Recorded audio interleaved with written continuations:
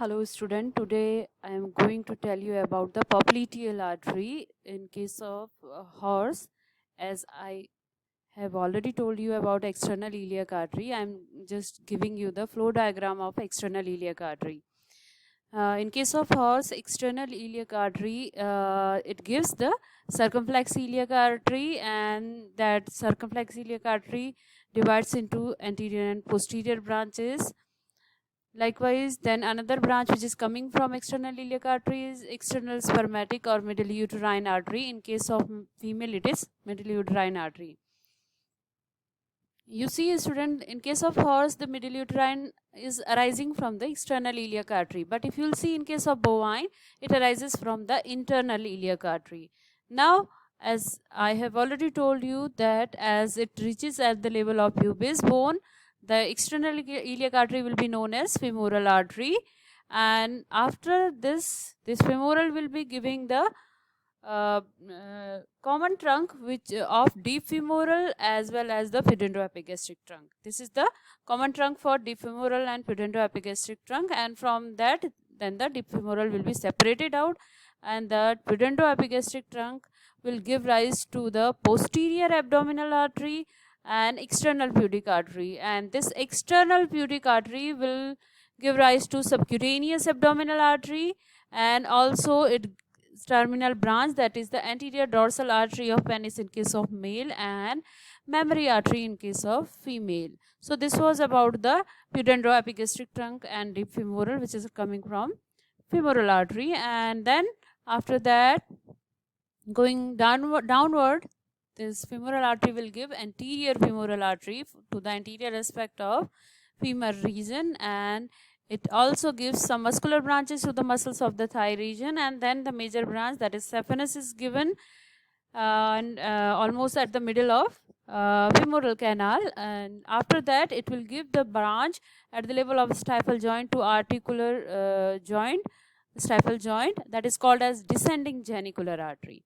And it also gives nutrient artery to femur, which enters through the nutrient foramen into the femur bone, and ultimately this femoral artery gives the posterior femoral, and as it gives posterior femoral at the level of gastrocnemius muscle, it enters within the two heads of gastrocnemius, and now it is known as popliteal artery, right? Up to here I have already told you in my previous lectures. Now I will continue with the popliteal artery in case of horse. Now you see, this is the popliteal artery, and popliteal artery, it at the level of leg, it will divide into anterior tibial and posterior tibial. Anterior tibial, with the tibia se anteriorly it will be going, and posterior tibial on the volar aspect of the tibia or on the plantar aspect of the tibia it is going, so it is called as posterior tibial. Now you see this posterior tibial, continuation of this posterior tibial. This posterior tibial will divide into two branches, that is the lateral tarsal and medial tarsal. At the level of hog joint, this medial tarsal just in front of tubercles. Again I am repeating it, just anterior to the tubercles, this medial tarsal will form a double curve, and from its second curve there will be origin of another artery, that is called as a recurrent tibial artery. This is the recurrent tibial artery, and this recurrent tibial artery will be joining with the branches of posterior femoral artery. It is going upward in direction, and it will be joining with the branches of posterior femoral artery. Similarly, from the lateral tarsal also recurrent tarsal artery arises. Here is the lateral tarsal, and from it the recurrent tarsal artery will be arising, and it is also anastomosing with the branches of posterior femoral. Now the continuation of the medial tarsal. This medial tarsal, after giving double curve just anterior to tubercles, divides into two branches, that is lateral plantar and the medial plantar. And simultaneously what is happening here, on the dorsal aspect of the leg region and the metatarsal region, as this anterior tibial is going into the dorsal aspect of the leg region, and there this anterior tibial, it will give some branches on the dorsal aspect of the tarsal joint, and these branches will join with the branches coming from the lateral tarsal, right? They are joining with the branches of the lateral tarsal, and on the dorsal aspect of tarsal joint it forms a retitarsi dorsal, and from that retitarsi dorsal there will be origin of dorsal metatarsal arteries. This is the dorsal metatarsal arteries. These are arising from the retitarsi. These are the slender arteries which are arising from the retitarsi dorsal. Now, what will happen to anterior tibial? This anterior tibial, just after the tarsal joint, it will give a perforating branch. This is the perforating branch that is called as perforating tarsal. Just caudal to the tarsal joint, it is giving the perforating tarsal.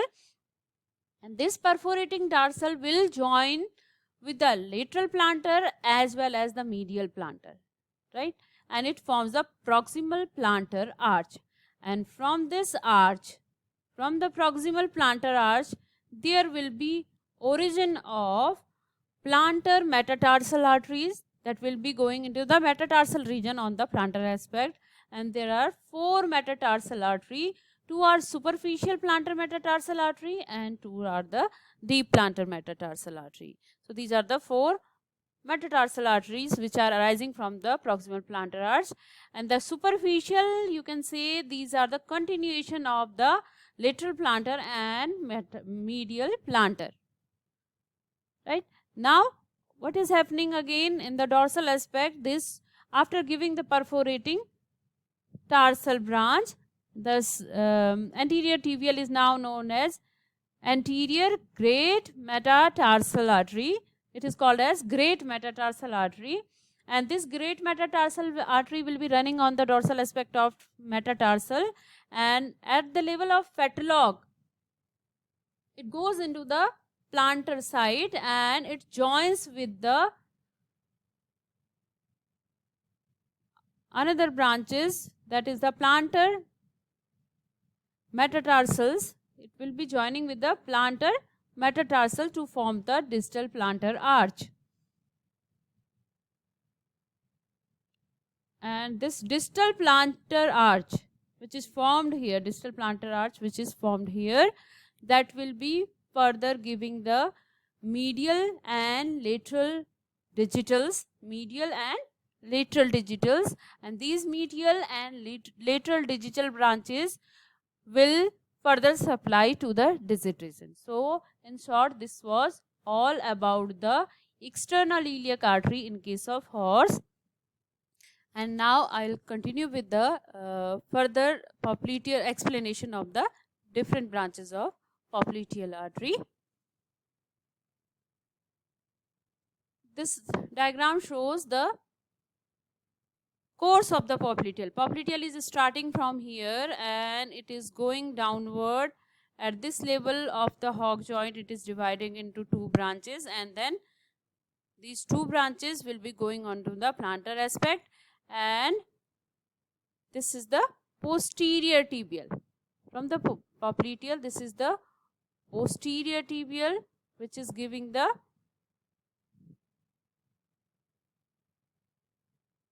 lateral tarsal and medial tarsals, and the further I have already told you. And this is the anterior tibial which is coming on the anterior aspect or the dorsal aspect of the leg and pes region. And this anterior tibial, at this hock joint, it will be participating in the formation of retitarsi dorsal along with the lateral tarsal branches. Then it will be continuing as great metatarsal artery, and this great metatarsal artery at the level of fetlock will be joining with the plantar arteries to form the distal plantar arch. So, you know, the popliteal artery is the continuation of femoral between 2 heads of gastrocnemius at the posterior face of femur at femorotibial capsule, and it gives branches to stifle joint, gastrocnemius muscle and popliteal muscle. and just at the proximal interosseous space. You know, proximal interosseous space is the level of tibia fibula proximal end, right?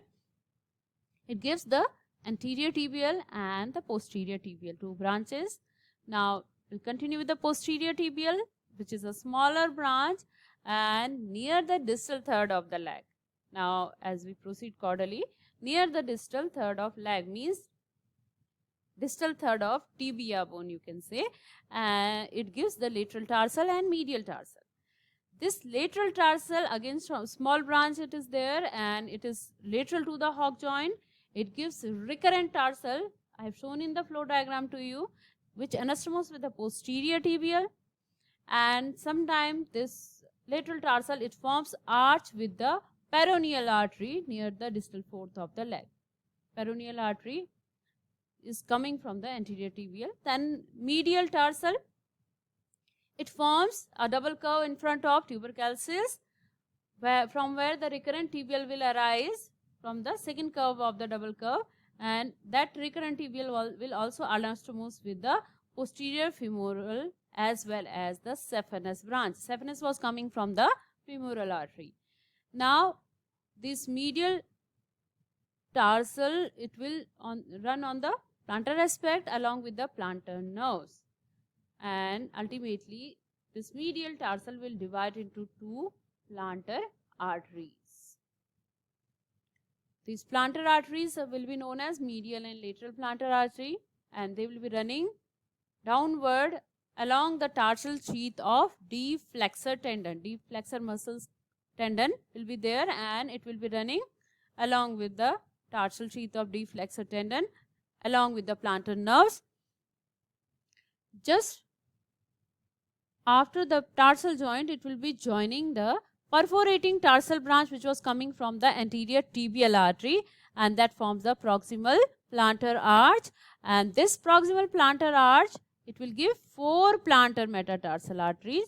2 will be superficial and 2 will be the deep plantar metatarsal artery. Now the superficial medial one will be considered as a continuation of medial plantar artery, which one is smaller one, and it joins with the medial dorsal metatarsal artery. I have shown you in the flow diagram that medial dorsal metatarsal artery is coming from the rete tarsi dorsale. Likewise, the lateral superficial plantar metatarsal, which is a larger branch, which it will be continuation of the lateral plantar artery, and it in the digit region, this will further continue after forming the distal plantar arch as lateral digital artery. Then the deep plantar metatarsal artery, it runs along the side of corresponding small metatarsal bones. You know, in case of horse, there is a third metatarsal is the large metatarsal bone, and adjacent to that, second and fourth are the small metatarsal bones. So the deep plantar metatarsal will be running along the side of corresponding small metatarsal bone, and medial deep metatarsal, it also gives a nutrient artery to the large metatarsal bone. Now the all plantar metatarsal artery, they will be joining with the great metatarsal artery near the fetlock to form the distal plantar arch. Great metatarsal artery is the continuation of anterior tibia.